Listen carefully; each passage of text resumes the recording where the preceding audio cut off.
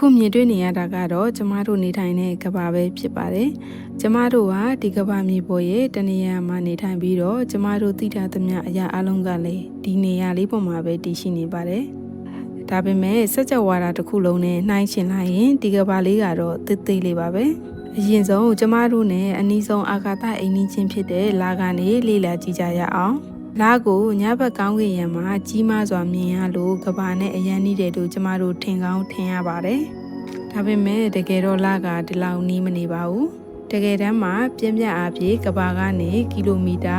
3,84,400နီးပါးဝေးပါတယ်။ဒီကွာဝေးကနောက်ထပ်ကဘာအလုပ်30ကိုတောင်ထည့်ထားနိုင်ပါတယ်။အခုမြင်နေရတဲ့ပုံကတော့အင်္ဂါကျပေါ်ကနေရိုက်ထားတဲ့ပုံတစ်ပုံဖြစ်ပြီးတော့အခုမြင်နေရတဲ့အဆက်ကလေးကတော့ကျမတို့ကဘာပဲဖြစ်ပါတယ်။ကျင်းပြအားဖြင့်အင်္ဂါကျကကဘာကနေကီလိုမီတာ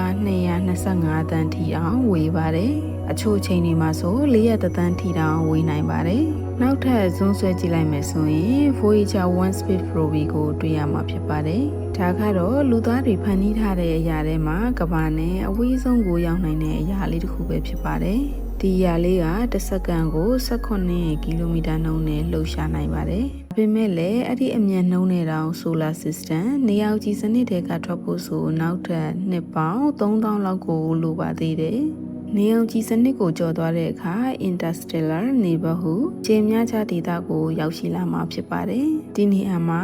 သိပ္ပံနည်းပညာအရာ light year မြန်မာလိုဆိုအလင်းနှန်းဆိုတဲ့တိုင်းတာတဲ့စနစ်ကိုသုံးပါတယ်။ light year ဆိုတာကတစ်နှစ်အတွင်းအလင်းသွားနိုင်တဲ့အကွာအဝေးကွယ်ဖြစ်ပါတယ်။ပမာဏအားဖြင့်ကီလိုမီတာ9.46 trillion လောက်ကိုရှိပါတယ်။ Proxima Centauri ကတော့နေရောက်ပြီးနောက်ကဘာနဲ့အနီးဆုံးကျဲပဲဖြစ်ပါတယ်။ဒါပေမဲ့4.24 light year ထိတောင်ဝေးနေတော့မှာပဲ။ဒါကိုနားလည်ဖို့ဆိုရင် Voyager 1 Space Probe နဲ့အိုက်ဘက်ကိုသွားမယ်ဆိုရင်တော့နှစ်ပေါင်း9000ကျော်လောက်လိုအပ်ပါတယ်။နောက်ထပ်ဇွန်အောင်လုပ်ကြည့်လိုက်မယ်ဆိုရင်ကျမတို့က Milky Way ကိုမြင်ရမှာဖြစ်ပါတယ်။ကမ္ဘာကဒီ galaxy အတွင်းမှာဒီနေရာသေးသေးလေးမှာပဲရှိနေတာပါ။ဒီအဝါရောင်ဆက်ကတော့လူသားတွေပို့လွှတ်လိုက်တဲ့ radio line တွေရောက်ရှိနိုင်တဲ့အဝေးဆုံးနေရာပဲဖြစ်ပါတယ်။ဒီကွာဝေးထက်အပြင်ဘက်မှာနေထိုင်နေတဲ့အခြားသက်ရှိတွေရှိမယ်ဆိုရင်တော့သူတို့ကကျမတို့လူသားတွေရှိနေတာကိုမသိနိုင်ပါဘူး။ဒီ galaxy တစ်ခုလုံးကတော့အရှည်3,000 light year ကျော်ရှိပါတယ်။ကျယ်ပေါင်း100ဘီလီယံကျော်၊ကျိုးပေါင်း100ဘီလီယံကျော်နဲ့ဖွဲ့စည်းထားတာပါ။နောက်ထပ်ဇွန်အောင်လုပ်ကြည့်လိုက်မယ်ဆိုရင် galaxy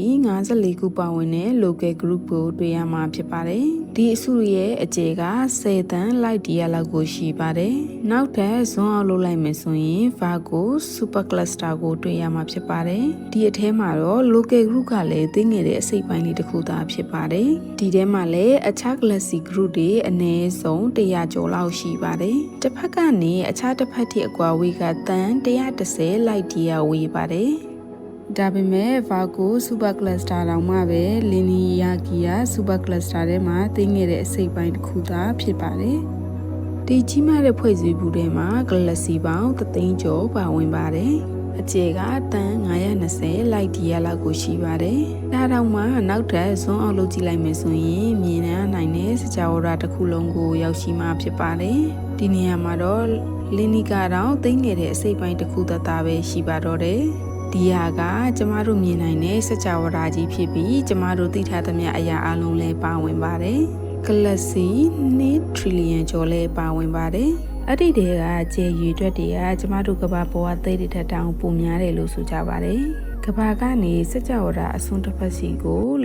46.5 ဘီလီယံလိုက်ရဝေးပါတယ်။အလျားတစ်ခုလုံးက93ဘီလီယံလိုက်ရရှိပါတယ်။ဒါတော့စိတ်ဝင်စားဖို့ကောင်းတာတစ်ခုကအခုမြင်နေရတဲ့စကြဝဠာအပြင်ဘက်မှာဘာတွေရှိနေလဲဆိုတာပါပဲသိထားရမှာကအခုမြင်နေရတဲ့စကြဝဠာဆိုတာကျမတို့လက်ရှိမြင်နိုင်တဲ့အပိုင်းလေးပဲဖြစ်ပါတယ်အပြင်ဘက်မှာရှိတဲ့စကြဝဠာကဒီထက်အများကြီးကြီးမားနိုင်ပါတယ်အဲ့ဒီနေရာတွေကအလင်းတွေကျမတို့ရှိမရောက်သေးတာကြောင့်ဘာတွေရှိလဲဆိုတာကျမတို့မသိနိုင်သေးပါဘူးဆိုတော့မြင်ရတဲ့စကြဝဠာကြီးကအရန်ကြီးတယ်လို့ထင်ရပေမဲ့တကယ်တော့စကြဝဠာတစ်ခုလုံးတွေကအပိုင်းသေးလေးတစ်ခုသာဖြစ်ပါတယ်ကျမတို့အားလုံးကတကယ်ကိုသိငယ်လွန်းလာပါတယ်ဒါပေမဲ့စိုးရင်စရာတော့မရှိပါဘူးဘာလို့လဲဆိုတော့အဲ့ဒါကကျမတို့တွေအခုထိတောင်ရှာဖွေတွေ့ရှိစရာတွေများစွာကျန်နေသေးလို့ပါပဲ